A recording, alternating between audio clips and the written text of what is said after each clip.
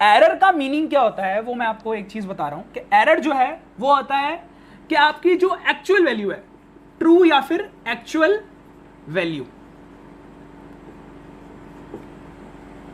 Minus आपकी calculated value, calculated value, that is called error. Error है आपकी actual value minus calculated value. जैसे कोई आपको बोले कि एक एक्सपेरिमेंट कंडक्ट करो, सन का एक्सपेरिमेंट कंडक्ट करो, ठीक है। इस सन के एक्सपेरिमेंट में आपको यह कंडक्ट करना है, क्या आपको पता है सन से अर्थ पर लाइट आती है एनर्जी के फॉर्म में आती है। सन से अर्थ पे आपकी लाइट आती है और किस फॉर्म में आती है? एनर्जी के फॉर्म में आता है। किस किस को 10% लॉ याद है? मेरे को हाँ सर याद है मेरे को। 10% लॉ, जैसे 10% आगे सप्लाई होती रहती है, आपको पता होना चाहिए। पर पता है सन से अर्थ पर एक ही परसेंट आती है, सन से अर्थ पर एक ही परसेंट आती है, क्योंकि सन में इतनी ज्यादा एनर्जी है कि अर्थ उसका सिर्फ 1% ले सकता है, बाकी की एनर्जी अर्थ नहीं ले सकता। उसका रीजन है कि अर्थ की हीट बहुत ज्यादा बढ़ जाएगी। जैसे मरकरी आप जानते हो जो सन के बहुत ज्यादा पास है, उसका टेम्परेचर इतना हाई है कि क्या हो सकता, वहां का टेम्परेचर 400 डिग्री 500 डिग्री इतना चला जाता है। पर अर्थ की खास बात यह है कि सन से सिर्फ 1% लाइट आती है और बाकी की लाइट या तो रिफ्लेक्ट हो जाती है या फिर जो ओजोन लेयर वगैरह ना वहां पे एब्जॉर्ब हो जाती है। वो लाइट आपकी खींच के अपने पास रख लेते हैं, नीचे नहीं आने देते, ताकि आपका टेम्परेचर बना रहे। तो क्या हुआ, मान लो सन से एक्चुअल वैल्यू आ रही है, सन से एक्चुअल वैल्यू आ रही है आपका 1382 केजे, केजे मतलब किलो जूल, 1382 किलो जूल। पर किसी इंसान ने निकाली 1380 किलो जूल। उसने सोचा इतनी आ रही है, उसने जब कैलकुलेट करा अपने एक्सपेरिमेंट पे तो उसको इतनी लगी, और एक्चुअल इतनी आ रही है, एक्चुअल इतनी आ रही है। तो बताओ डिफरेंस कितना हुआ?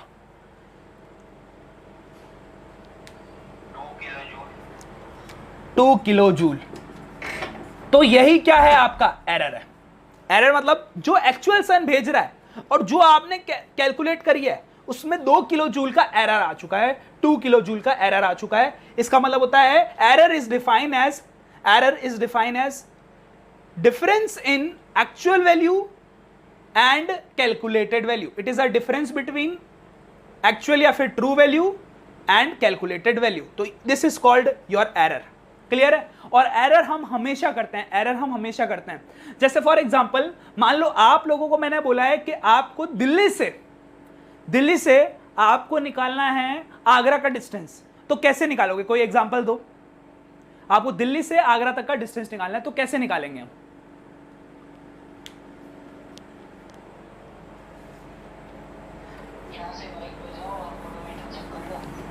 बस सही है। नॉर्मली लोग ये कहते हैं कि मैं दिल्ली है और ये मेरा आगरा है, ये आपका आगरा, ये आपका दिल्ली। तो मुझे यहां से पहली बात तो सीधा रास्ता तो है नहीं, थोड़ा आपको टेढ़ा मेढ़ा होके जाना पड़ेगा। अब मैं आपको बता देता हूं बहुत सारे तरीके हैं दिल्ली से आगरा तक के डिस्टेंस मेजर करने के। क्लियर है?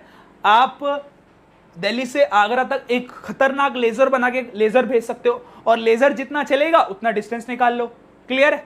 नहीं तो आप क्या कर सकते हो, बाय ट्रेन जा सकते हो, बाय बस जा सकते हो, बहुत सारी तरीके। पर मान लो एक बंदा बाइक से गया और उसने डिस्टेंस निकाला दिल्ली से आगरा तक का, आपका कितना किलोमीटर बताओ? 170 किलोमीटर। एक एग्जांपल के तौर पे ले लेते हैं 170 किलोमीटर।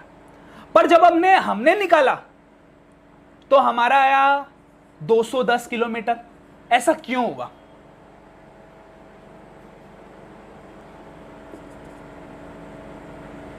ये जब हमने निकाला तो इतना ज्यादा बड़ा डिफरेंस कैसे आ रहा है? उसका रीजन है क्या? हाँ, तरीका बड़ा मेन करता है। देखो उसने पता है क्या करा? दिल्ली के एकदम जहां दिल्ली खत्म होती है बॉर्डर से स्टार्ट करा और आगरा के बॉर्डर तक करा। और हमने क्या करा, दिल्ली जहां से स्टार्ट होता है और आगरा जहां खत्म होता है, दिल्ली जहां से स्टार्ट होता है और आगरा जहां खत्म होता है वहां तक का निकाला। तो किसका ज्यादा आएगा? मतलब दिल्ली जहां से, हाँ, एंड पता है सही आंसर पता है क्या होता है? हर स्टेट का, हर एक स्टेट का या हर एक सिटी का एक सेंटर होता है।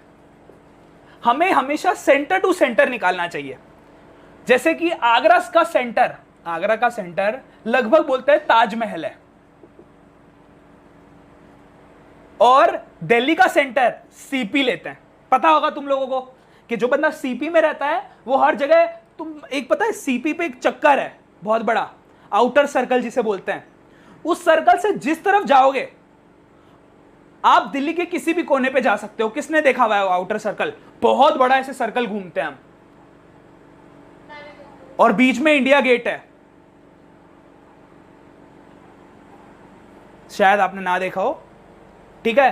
तो एक बहुत बड़ा आउटर सर्कल है आपका, और सॉरी बीच में सेंट्रल पार्क है, सेंट्रल पार्क है बीच में, और उसके बाद आउटर सर्कल है। और वहां से आप सेंटर टू सेंटर जाओगे, मतलब दिल्ली के सीपी से लेके आप ताजमहल तक जाओगे तो सही डिस्टेंस ये होता है। तो ये भी गलत हो गया, ये भी गलत हो गया, क्योंकि एक्चुअल तो मान लो एक्चुअल इन दोनों के कहीं बीच थी, वो थी 190 किलोमीटर। 20 किलोमीटर इसने कम निकाले और इसने आपका 20 ज्यादा निकाले। तो ये इन दोनों ने गलती की, ये इन दोनों की गलती थी, और एक्चुअल हमारा 190 था। तो आज जो हम एरर का पार्ट पढ़ रहे हैं उसके अंदर देखो हम क्या सीखेंगे।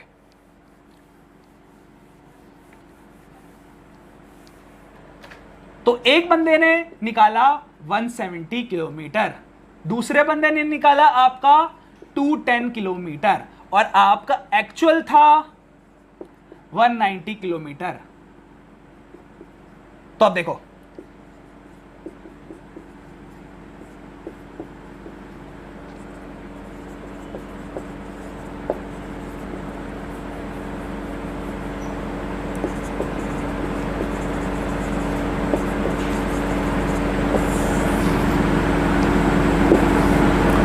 कौन समझ गया इसका मतलब?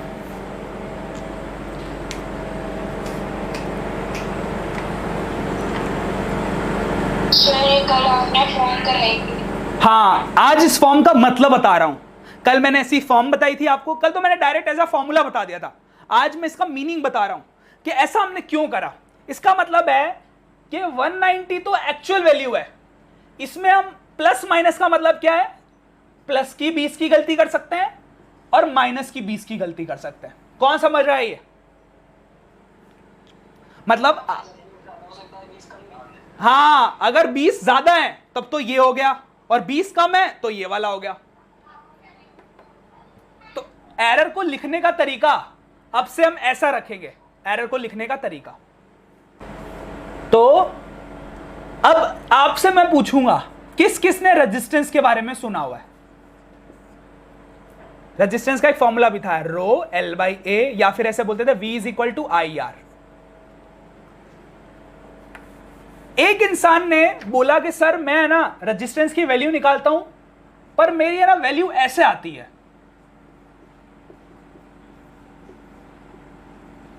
मैंने एक वायर का रेजिस्टेंस निकाला और मेरी ये वैल्यू आती है। तो बताओ उस इंसान की वैल्यू किससे किसके बीच में आती होगी? उस इंसान की वैल्यू किससे किसके बीच में आती होगी? 102 ओम के बीच में। समझ रहे हो? इसका मतलब है कि वो एरर करता होगा, 2 ज्यादा कर सकता है एरर, 2 कम कर सकता है। वो कभी 98 भी निकाल सकता है, 99 भी निकाल सकता है, कई बार 100 निकालता होगा, कई बार 101 निकाल सकता है, कई बार 102 निकाल सकता है। इनके मतलब 98 से 102 एक रेंज हो गई, रेंज, एरर की रेंज हो गई।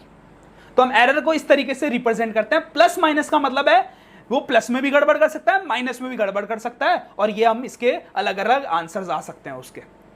क्या आंसर उसका ये भी आ सकता है? देखते हैं तुम में से कोई बता पाता है कि नहीं। 99.5 इसके बीच में है, और ये 76.9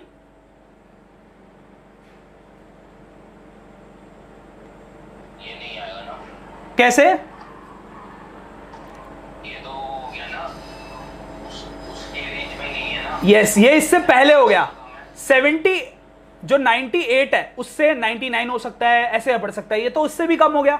तो ये इसके बीच की वैल्यू नहीं है, ये कोई और निकाल रहा है, ये वाला बंदा नहीं है, ये कोई और निकाल रहा है। तो याद रखना एरर की ऐसे रेंज होती है। मान लो तुम लोगों से बोला कि वोल्टेज निकालो, अपने घर पे वोल्टेज आने वाली, तो तुम लोगों ने ये निकाली,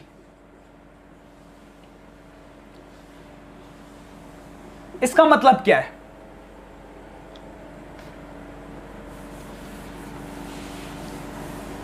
सावी आप बता सकते हो?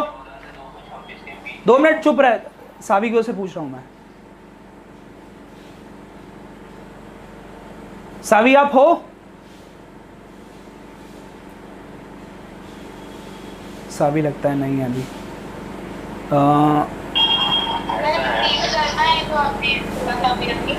मैंने ये बोला, अच्छा सावी का माइक नहीं चल रहा, उसका मैसेज आया। बाकी मैं ये पूछ रहा था कि इस केस में जैसे वोल्टेज वाला केस है आपका 220 प्लस माइनस 6 वोल्ट बोला हुआ है मैंने, तो इसके रेंज बता सकते हो वोल्टेज की जो आपके घर पे आ सकती है? क्योंकि वोल्टेज कम ज्यादा होती रहती है, तो रेंज आपको बतानी है वोल्टेज कितनी आ सकती है आपके घर पे। 214 और वोल्ट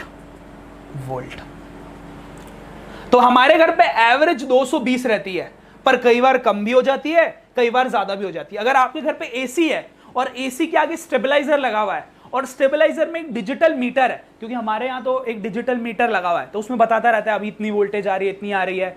पर किसी के घर पे नॉर्मल स्टेबलाइजर होता है तो उसमें बताता नहीं है। एक डिजिटल स्टेबलाइजर आता है, उसके अंदर रीडिंग बताते रहते हैं। तो मैंने भी उसके अंदर ये चीज देखी है कि वोल्टेज कभी कम हो रही होती है, कभी ज्यादा हो रही होती है। जैसे रात में बहुत ज्यादा कम हो जाती है क्योंकि सारे लोग एसी चला रहे होते हैं, पर वहीं है ना 5-6 बजे के आसपास बहुत ज्यादा वोल्टेज बढ़ जाती है। ऐसा क्यों? पंखा भी तेज चल रहा होता है उसका। 5-6 बजे पता है लगभग लोग एसी बंद कर देते हैं, इस वजह से जिसकी एसी चल रही होती है ना उससे ज्यादा वोल्टेज मिलती है।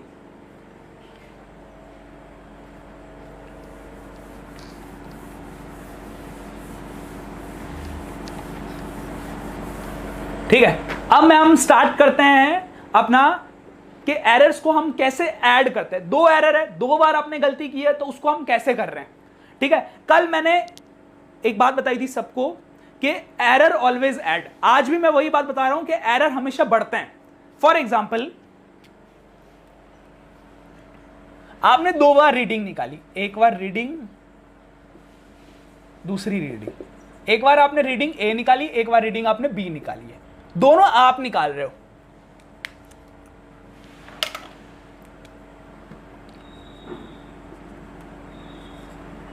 तो एक बार जब आपने रीडिंग निकाली वो थी 90 प्लस माइनस 2 और आप रीडिंग निकाल रहे हो करंट की, करंट मतलब एम्पियर। फिर आपने रीडिंग बी निकाली जो कि थी 100 प्लस माइनस 3 एम्पियर। ठीक है, अब आपको बोले कि टोटल रीडिंग कितनी हुई। क्या आपकी वीडियो नहीं आ रही? किसी को भी नहीं आ रही मेरी वीडियो? आ रही है, आ रही है। सर को पिन कर ले। पिन कर रखा है भाई। और मतलब एडवांस में एडमिट कार्ड लोगों को दिखा है बस। एग्जिट करके दोबारा ज्वाइन हो जाना। हाँ कर रहा हूँ। ये बोल कौन रहा है वैसे? सार्थक था क्या ये? चलो, तो रीडिंग मुझे कोई बताएगा टोटल रीडिंग क्या आएगी?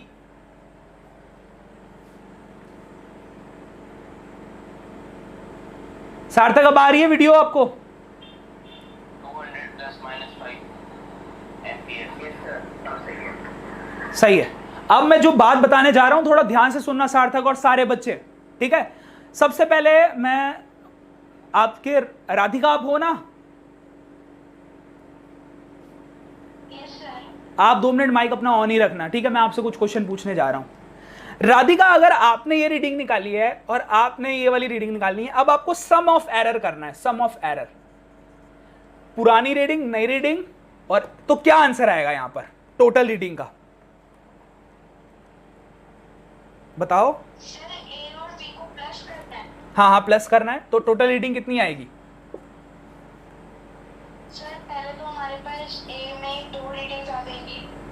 नहीं नहीं, देखो इन दोनों को ऐड करने पे हमेशा जो ट्रू वैल्यू है, जो एक्चुअल वैल्यू होती है, इसे हम बोलते हैं एक्चुअल वैल्यू, और वो होता है हमारा एरर, ये होता है एक्चुअल वैल्यू। इन दोनों को आपस में ऐड करते हैं, कितना आएगा? 200 प्लस माइनस 5, और यहां क्या लिख देंगे? एम्पियर।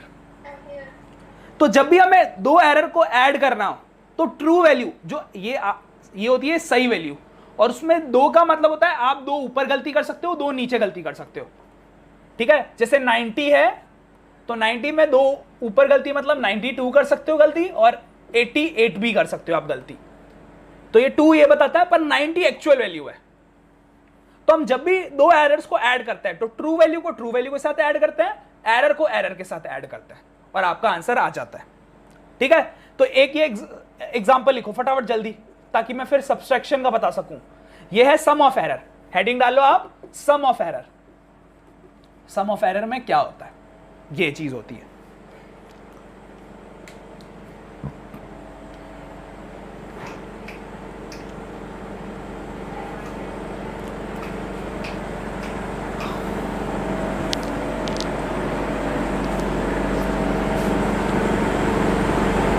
ये एरर पार्ट बी के अंदर है ना? सारा एरर की पार्ट बी के अंदर है ये आज।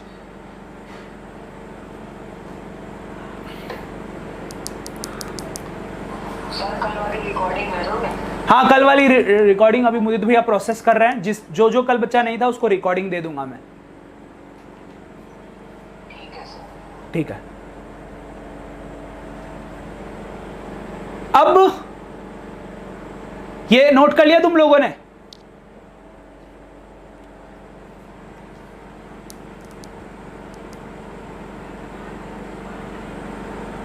Yes sir. ठीक है। अब राधिका आप माइक ऑफ करो। अब आते हैं माइक ऑन करने की बारी ध्रुव के ऊपर। ध्रुव आप आओ। हाँ सर। चलो, अब हम क्या कर रहे हैं, फिर से आपको 2 रीडिंग दे रखी है। अब हम निकालेंगे difference of error. Difference of error, difference of error का मतलब क्या होता है कि आप सब्सट्रैक्ट करोगे, अब आप माइनस ऑफ एरर करोगे, माइनस ऑफ एरर या डिफरेंस कॉम।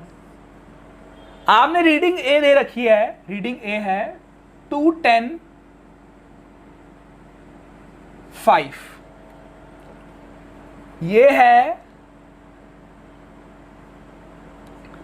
175।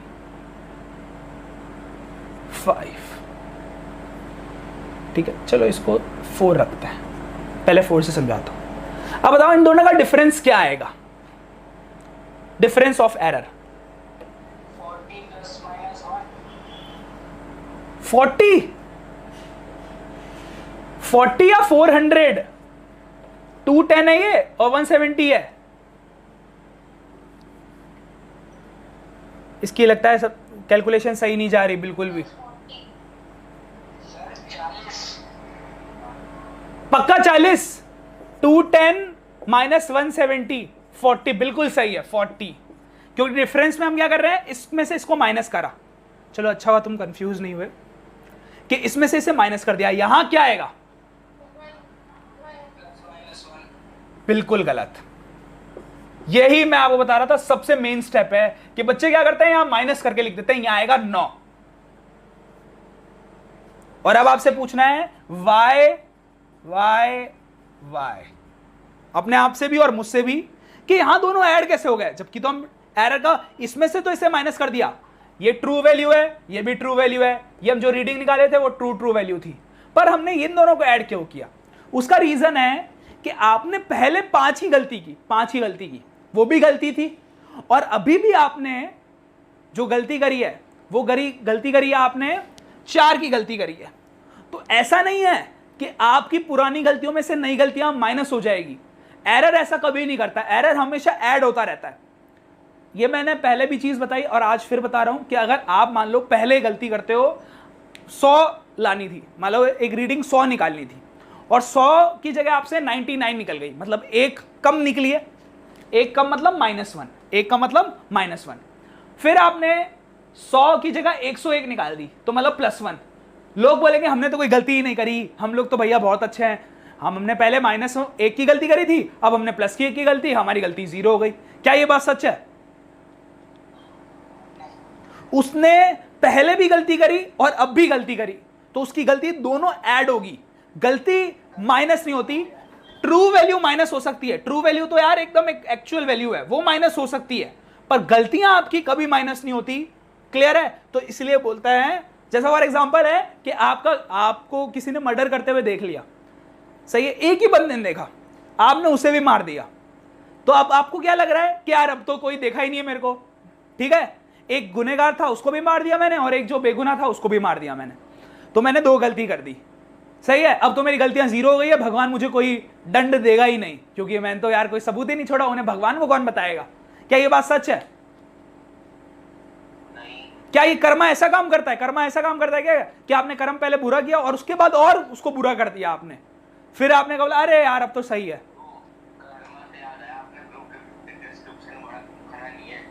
कौन सा?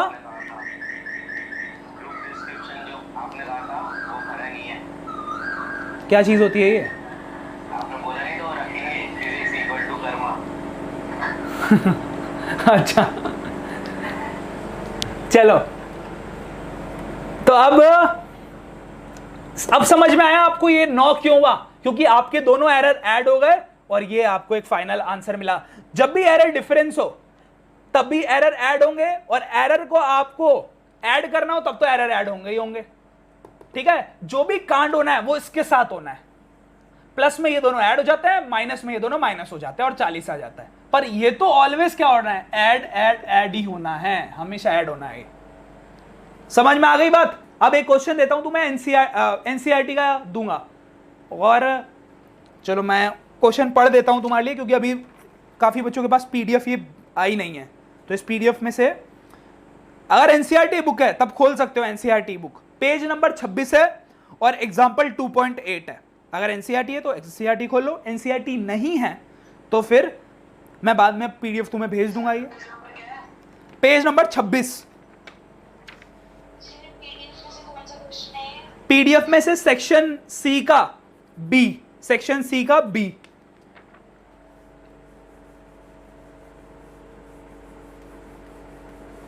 ये नोट करा था तुमने? चलो अब नहीं करा तो कोई बात नहीं। आज सार्थक के साथ बड़ी प्रॉब्लम हो रही है, कभी उसको आवाज नहीं आ रही, कभी उसको नेट के साथ सबसे बड़ी प्रॉब्लम ये है, बेचारा कई बार बच्चा थोड़ी सी इंफॉर्मेशन भी छोड़ दे तो दिक्कत हो जाए उसके साथ। अब मुझे मैसेज भी कर रहा है वो अलग से, सर आपकी आवाज नहीं आ रही है।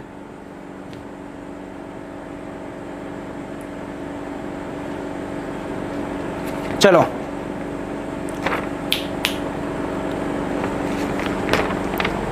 क्वेश्चन नंबर 2 सेक्शन सी आपका कहता है आपको कि हमारे पास एक टेम्परेचर है T1, टेम्परेचर T1 है जो कि है 20 डिग्री।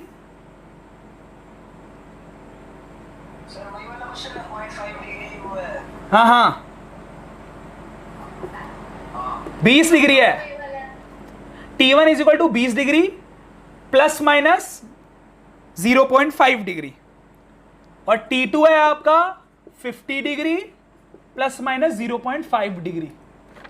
आपको निकालना है calculate the difference in temperature, calculate the difference in temperature. तो आपको T2 माइनस T1 निकालना है, सही है। टेम्परेचर बाद का माइनस पहला, इसे बोलते हैं फाइनल टेम्परेचर, और यह है इनिशियल टेम्परेचर, सही है। तो अब मुझे बताओ क्या क्या आंसर आएगा, यहां क्या आएगा और यहां क्या आएगा।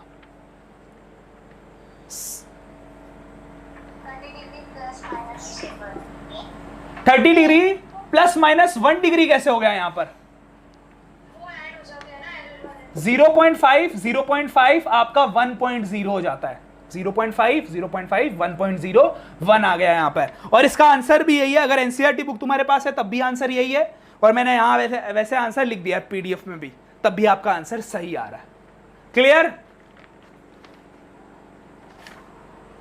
तो समझ में आया कैसे एरर, डिफरेंस में भी एरर ऐड होता है, पर ट्रू वैल्यू माइनस होती है। T2 माइनस T1 करा हमने तो 50 माइनस 20, और ये आपका दोनों ऐड हो गया। किस किस को समझ में आ गया बोलो एक बार।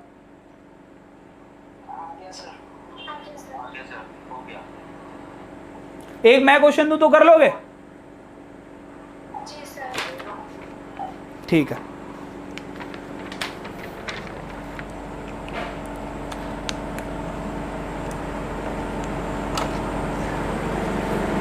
एक तो आपको समझ में आ रहा है एरर,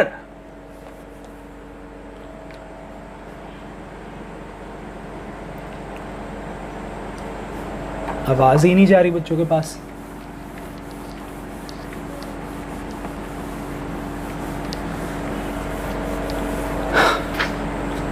देखते हैं ये कौन बताता है। एक इंसान है जो फोकल लेंथ निकाल रहा है। किस किस को पता है फोकल लेंथ क्या होती है? ठीक है, 2 बार फोकल लेंथ निकालता है। एक बार आपका फोकल लेंथ निकालता है वो 25 प्लस माइनस 0.2 सेंटीमीटर, और एक बार निकालता है 20 प्लस माइनस 0.4 सेंटीमीटर। उसका डिफरेंस क्या आएगा? 5 प्लस माइनस 0.6 सेंटीमीटर। पक्का? Yes sir. माइनस 5 तो नहीं हुआ? ना ना ना, ऐसा कुछ नहीं है, यहां माइनस नहीं लगाना कभी भी। तो 5 प्लस माइनस 0.6। एरर आपने ऐड कर दिया, और ऐसे 5-6 रीडिंग हो तब भी ऐसा ही होगा same.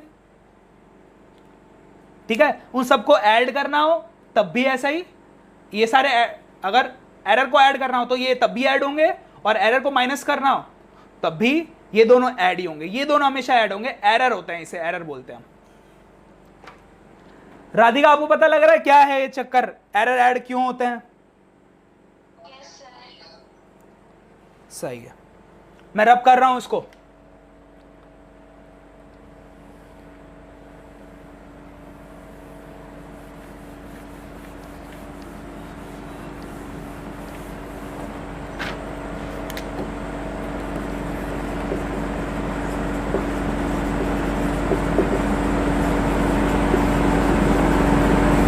Representation of error.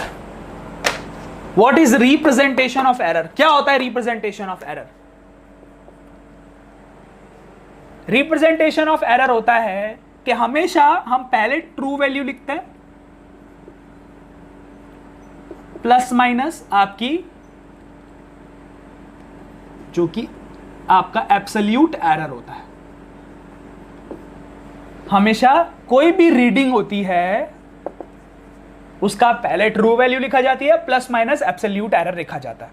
For example मुझे अगर अब लिखना है टेम्परेचर का तो क्वेश्चन हो चुका है, हम लोगों ने करंट पे भी कर लिया, सब पे भी कर लिया, रेजिस्टेंस पे कर लिया, एनर्जी पे। ठीक है, एनर्जी रीडिंग चाहिए हमें, रीडिंग ऑफ एनर्जी। तो बताओ मैंने इसे ये क्यों लिखा है? ट्रू वैल्यू को ई से शो करता है और एब्सोल्यूट एरर को डेल्टा ई। ऐसा ट्रायंगल बनाना है और ई लिखना है, ट्रायंगल ई। तो आपको अगर रीडिंग एनर्जी की निकालनी है तो ई यानी कि ट्रू वैल्यू, और डेल्टा ई मतलब उसका जो उसके अंदर क्या आने वाला है, एरर। हाँ हाँ आपने मोशन वाले चैप्टर में हाँ हाँ डेल्टा वाले क्वेश्चन तो करवाए नहीं, वो वेलोसिटी का फॉर्मूला वाला डेल्टा, डेल्टा टी। इसकी बात कर रहा है क्या? हाँ सर, लिमिट टी, होता है इसकी बात कर रहा है ये। इसने यहाँ जीरो हो जाता है। ये तो यार ये करवा तो दिया था, इसको dx अपॉन dt तो बोल लिखते हैं। हाँ चलो, रीडिंग एनर्जी जो है वो आपकी एनर्जी रीडिंग है, मान लो आपको ऐसे दे रखी है, ठीक है, 96 प्लस माइनस 0.2 जूल। तो बताओ इसमें से एरर कौन सा है? एब्सोल्यूट एरर ये हो गया और ट्रू वैल्यू ये हो गई, सही है। तो ऐसा आपको लिखना आना चाहिए कि ये ई होता है सर, और डेल्टा ई होता है। अब इसका कई बार आता है कि रिलेटिव एरर निकालो, एक चीज आता है रिलेटिव एरर निकालने के लिए। तो जिन बच्चों को रिलेटिव एरर के बारे में नहीं पता है, उसका फॉर्मूला होता है हमेशा ऊपर डेल्टा वाला, ऊपर ये वाली चीज डेल्टा वाली चीज अपॉन में ट्रू वैल्यू, इसको बोलते हैं एब्सोल्यूट एरर। एब्सोल्यूट एरर ऊपर रहता है और नीचे रहता है ट्रू वैल्यू। अब मैं ये क्यों बता रहा हूं तुम्हें वो अभी पता लगेगा। तो पहले ये 3 चीजें नोट कर लो, ये सारी चीजें जो मैंने बताया जिस तरीके से।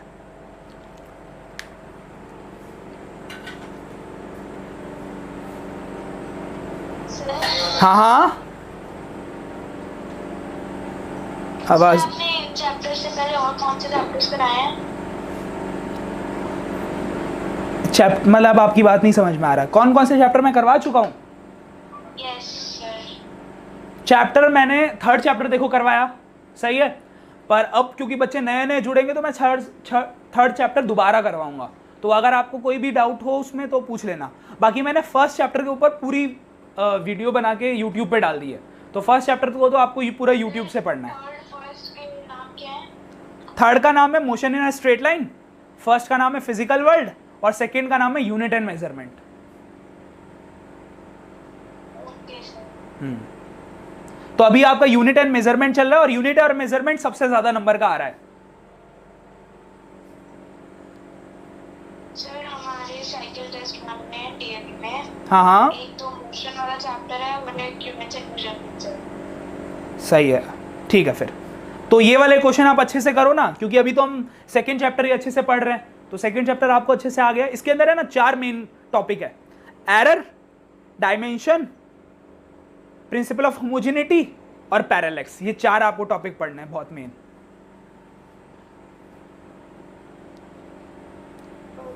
तो सबसे पहले मैंने एरर से स्टार्ट करा है। मैंने पहले 2nd चैप्टर नहीं पढ़ाया था क्योंकि तब क्या बोलते थे बच्चे, ऐसे ही नॉट श्योर थे कि हम साइंस लेंगे या नहीं लेंगे। पर अब जो श्योर है वो 2nd चैप्टर से पढ़े। 1st चैप्टर पे 3 वीडियो डली हुई है, उसमें एक पे तो बेसिक बड़ा इंट्रोडक्शन बताया है, एक पे पूरा चैप्टर है और एक में उस चैप्टर के सारे न्यूमेरिकल है, मतलब जो भी उस चैप्टर में से क्वेश्चन आते हैं वो।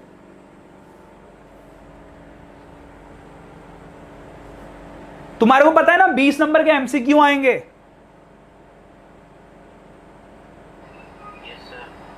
सही है।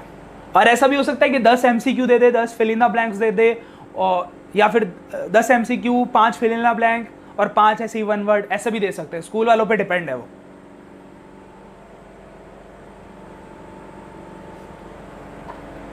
तो जो ज्यादातर आते हैं ना एमसीक्यू वगैरह, ये सब आपके 1st चैप्टर से काफी आते हैं।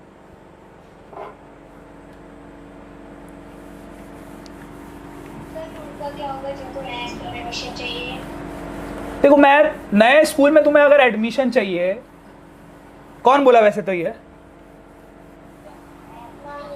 माही बोल रही है। पहली बात तो आप न्यू एडमिशन जिनको चाहिए वो अपना स्कूल एक डिसाइड कर लो कि यार मुझे इस स्कूल में एडमिशन चाहिए। नहीं मिल रहा है एडमिशन तो सबसे सही है केवी ये आपका गवर्नमेंट स्कूल, इन सब में एडमिशन ले लो।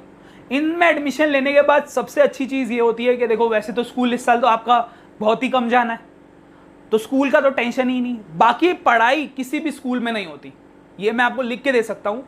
एक स्कूल है बाल भारती, उसमें थोड़ी बहुत पढ़ाई होती है, बाकी कोई भी स्कूल में आपको पढ़ाई देखने को नहीं मिलेगी कि बहुत पढ़ाई हो रही है, स्कूल में ही सारा काम करवा रहे हैं, ऐसा कुछ नहीं है। इसीलिए आपको मेनली कि भैया सेल्फ स्टडी पे ध्यान देना है कि सेल्फ स्टडी हम कर रहे हैं घर पे। दूसरा हमें ध्यान देना है कि भैया जो एनसीईआरटी क्वेश्चंस हैं उनको हम अच्छे से कर रहे हैं, क्योंकि स्कूल वाले एनसीईआरटी क्वेश्चन नहीं करवाते, ठीक है। तो इसलिए मैं सारे एनसीईआरटी क्वेश्चन ज़रूर करवा देता हूँ।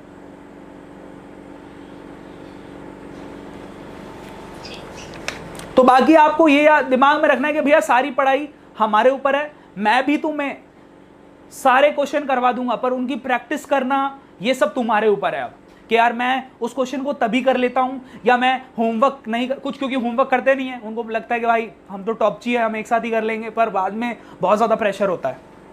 जैसे कल मुझे राधिका का बड़ा अच्छा लगा कि उसने बहुत ही तभी होमवर्क कर लिया। सर वो तो कुछ करने को नहीं मिला, वो ऐसे ही हो गया। तो यही एटीट्यूड होना चाहिए कि भाई टाइम पास नहीं करो और मेन क्वेश्चन कर लेते हैं। अब आते हैं, देखो मान लो आपके पास एक एरर ए है, मल्टीप्लाई बाय एरर बी, ये बहुत मेन कॉन्सेप्ट बता रहा हूं मैं तुम्हें। आपके पास एक एरर ए है और एक एरर बी है, और लोग बोले हमें उन्हें मल्टीप्लाई करना है। मैंने एरर का तुम्हें ऐड सिखाया, एरर का माइनस सिखाया, तो अब मैं तुम्हें मल्टीप्लाई बता रहा हूं कि एरर का मल्टीप्लाई कैसे होता है।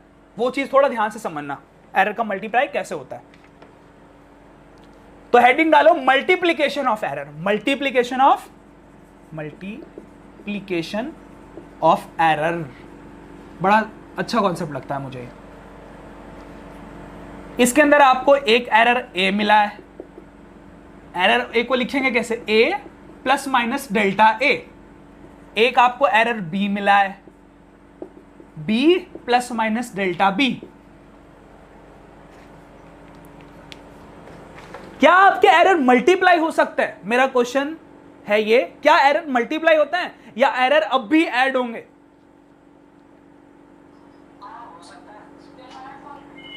मल्टीप्लाई होके ऐड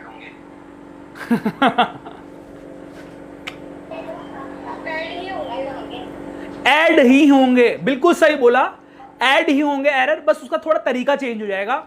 एरर आपके कुछ भी कर लो हमेशा ऐड होंगे, इसलिए अभी भी मैं एरर को ऐड करूंगा, पर उससे पहले मैं एक स्टेटमेंट लिखूंगा। दो एरर है, हमें बोला है ए मल्टीप्लाई बाय बी करो, ए मल्टीप्लाई बी, तो हम कैसे करेंगे? तो लिखेंगे, स्टेटमेंट लिखो नोट डाल के, multiplication of error is equal to relative sum of error. Multiplication of error is equal to relative sum of error.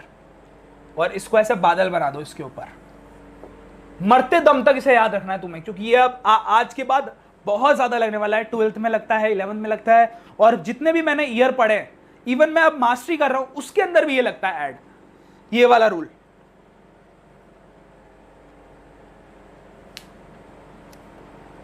Multiplication of error is equal to relative sum of error.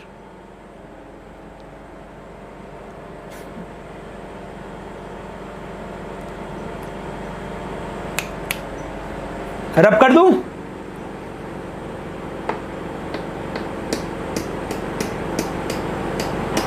Yes sir. अब मैं इसका answer बताने वाला हूं, पर इतना note तुम्हारे को हो जाना चाहिए। हेडिंग ये डालनी है, ये दोनों हमें दे रखे हैं, और ये हमें अब एक स्टेटमेंट लिख लेनी है पहले।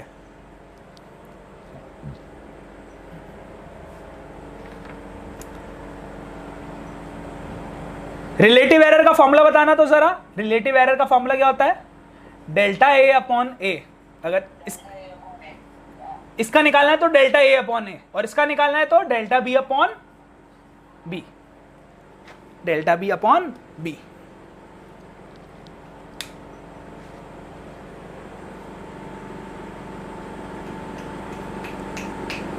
आगे बताऊं?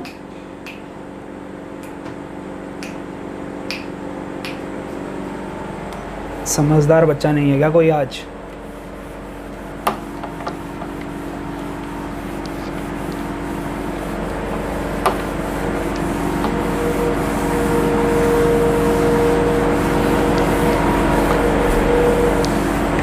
हाँ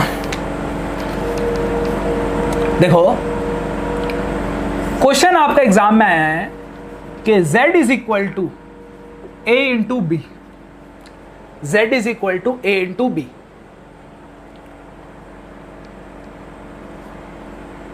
जैसे ही आप ऐसे देखो, सीधा इसे कन्वर्ट कर लो,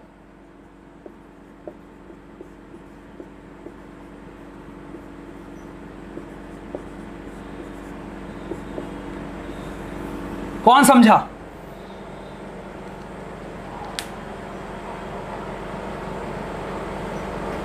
रिलेटिव एरर वाला फॉर्मूला लगा दीजिए। क्या? रिलेटिव एरर वाला फॉर्मूला लगता है। देखो, इसकी जगह इसकी delta A upon A value डाल दी, इसकी जगह डेल्टा बी अपॉन बी डाली, और मल्टीप्लाई की जगह सिंबल क्या हो गया? प्लस। और z, हाँ, डेल्टा z अपॉन z, ये आपका टोटल एरर आने वाला है। समझ में आ रहा है बच्चों कैसे कर रहे हैं हम लोग? हम लोग क्या कर रहे हैं, सबको हमने रिलेटिव के टर्म में चेंज कर दिया, और यहां मल्टीप्लाई के बीच में यहां एडिशन का सिंबल आ गया। कोई दिक्कत? Error all. तो एक्चुअली में z भी उसी फॉर्म में आएगा ना, जैसे राइट हैंड साइड जिस फॉर्म में होती है, लेफ्ट हैंड साइड को भी सेम उसी फॉर्म में रखते हैं, ताकि उसका भी आंसर। फाइनल आंसर नहीं है। क्या? Z फाइनल आंसर नहीं है। z, ये वाला z नहीं, ये फॉर्मूला देखो मैं आपको बताता हूं, एक बार इसे नोट कर लो, उसके बाद इसके एग्जांपल करवाता हूं तो समझ जाएगा, तुम्हें समझ में आ जाएगा कैसे करा मैंने ये कर लिया नोट?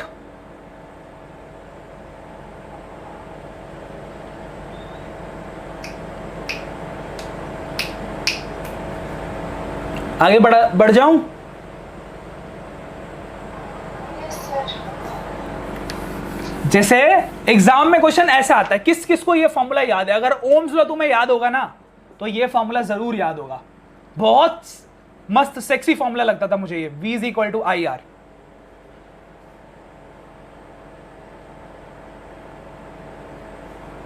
तो मान लो, देखो इसमें V भी एक टर्म है, V भी एक टर्म है, I भी एक टर्म है, और रेजिस्टेंस भी एक टर्म है। V है वोल्टेज या फिर पोटेंशियल बोलते हैं इसको हम, I आपका करंट है, और R आपका रेजिस्टेंस है।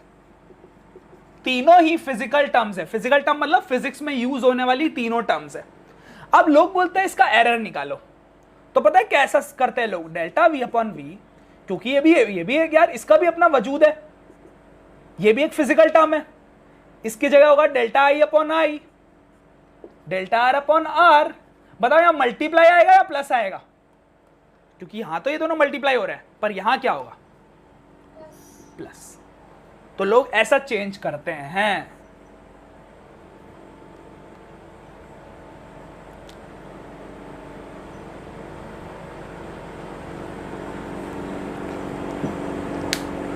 तो यहां पर मेन आपको यह समझना है कि जो V भी है ना, वो भी एक फिजिकल टर्म है, तो उसको भी इन्हीं दोनों फॉर्म्स में लिखना पड़ेगा, उसको भी इन्हीं दोनों फॉर्म में लिखना पड़ेगा, ऐसे बिल्कुल सेम, ताकि उसका भी आंसर डेल्टा V और V के टर्म्स में ही आए। अभी आपको क्वेश्चन से समझाऊंगा तो हो जाएगा क्लियर, पहले बस इसे नोट कर लो आप।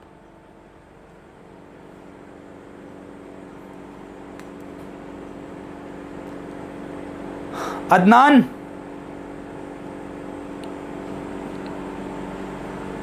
चला गया? पता लगा कैसे हो रहा है ये? थोड़ा तुम्हारे लिए नया है, पर देखो 11 तो है, तो इसका मतलब नया चीज तो होना ही होना है। पर मैं सोच रहा बिल्कुल बेसिक तरीके से बता रहा हूं कि देखो क्यों हो रहा है ऐसा।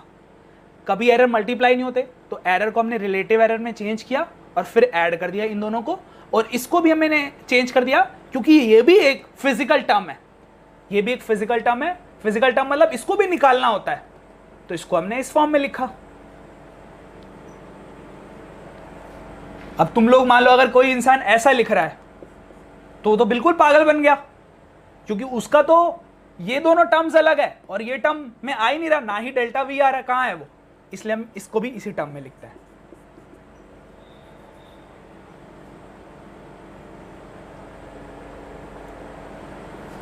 कोई दिक्कत?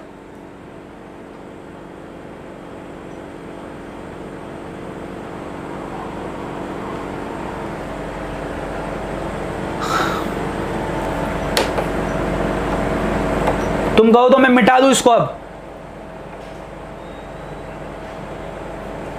कोई आवाज?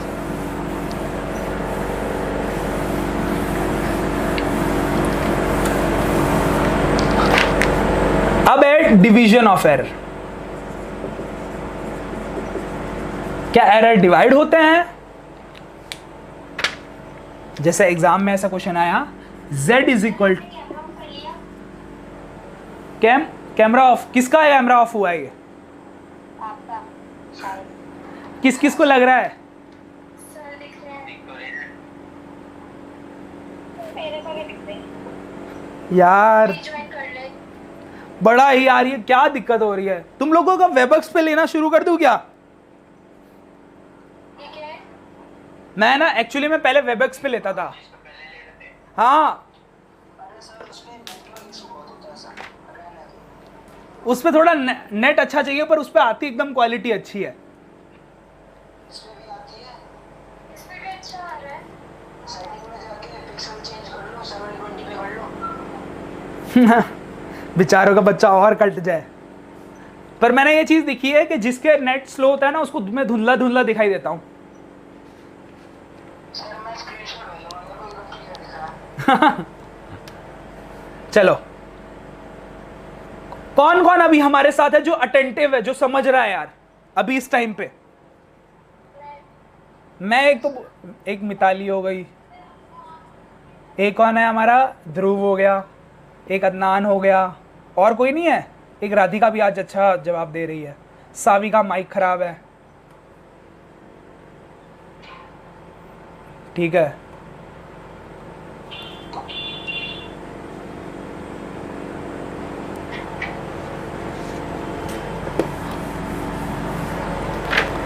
तो अब मजेदार बात बताते हैं, मेरा फेवरेट है ये, मेरे को बहुत पसंद है एडिशन ऑफ एरर पढ़ाना। उसका रीजन पता है क्या?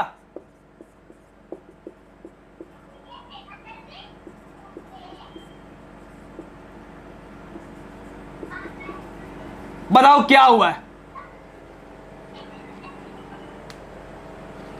ये डिवाइड का सिंबल था,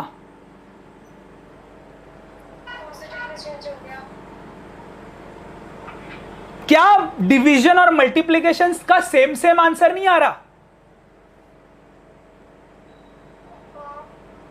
तो यही तो है एरर की खूबी, चाहे डिवाइड हो चाहे मल्टीप्लाई हो, आंसर फिर भी सेम आना है। सही नहीं है? जहां पर भी मल्टी डिवाइड का भी सिंबल देखो, तब भी ऐड ही आना है।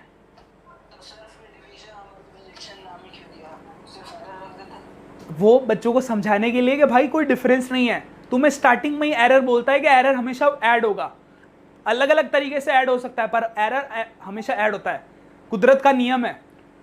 जैसे कुछ लोग पता है क्या करते हैं कि कुछ पहले बुरे काम करते हैं, मतलब लोगों का घर बार छीन लेते हैं, उनसे सस्ते में ज़मीन खरीद लेते हैं, फिर बाद में भंडारा करवाते हैं।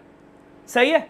अब उन्हें लगता है कि हमने पहले बुरा काम किया था, अब हमने एक अच्छा काम कर दिया, भंडारा करवा के गरीबों को खाना खिलाया हमें एक दिन के लिए। पर होता क्या है, कर्मा देखो ऐसा काम करता है, जो आपने बुरा काम किया था उसका आपको अलग से बुरा मिलेगा, और जो आपने अच्छा काम किया उसका अच्छा अलग से मिलेगा। समझ में आया? अच्छे का अच्छा मिल जाएगा, जो उसने भंडारा कराया उसका अच्छा अलग मिलेगा। पर ऐसा नहीं है कि जो उसने गलत और फिर सही कर दिया तो दोनों कट जाएगा, नहीं, बुरे का बुरा भुगतना पड़ेगा और अच्छे का अच्छा भुगतना पड़ेगा। इसीलिए क्या होता है कि एरर भी बिल्कुल सेम वैसे ही काम कर रहा है। एरर आप कुछ भी कर लो, एरर मल्टीप्लाई कर लो, डिवाइड कर लो, अलग अलग तामझाम लगा दो, पर यहां एडिशन ही आना है। अब तुम्हें दूसरा तरीका बताता हूं, देखो ये मिटा रहा हूं मैं यार, बहुत ज्यादा हो गया है।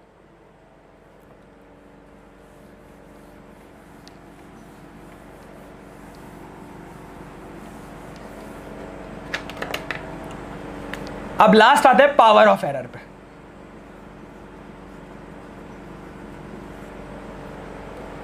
जैसे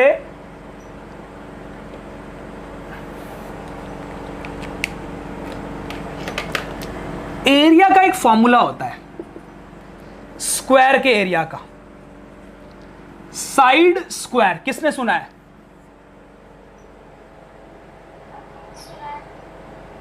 करा भी है?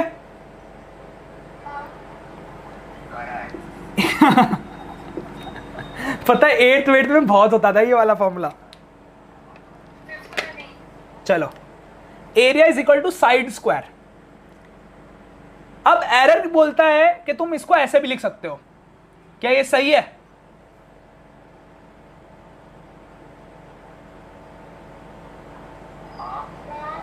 साइड इंटू साइड, और इसको अब चेंज करेंगे एरर में, तो क्या ये हो जाएगा?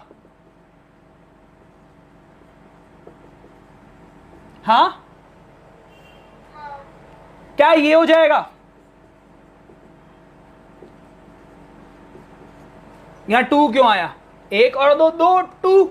हाँ सर सही है। समझ में आ रहा है भाई? प्रूफ बता रहा हूं। मान लो क्यूब का फॉर्मूला, क्यूब का नहीं पता होगा तुम्हें फॉर्मूला, उसका होता है side into side into side.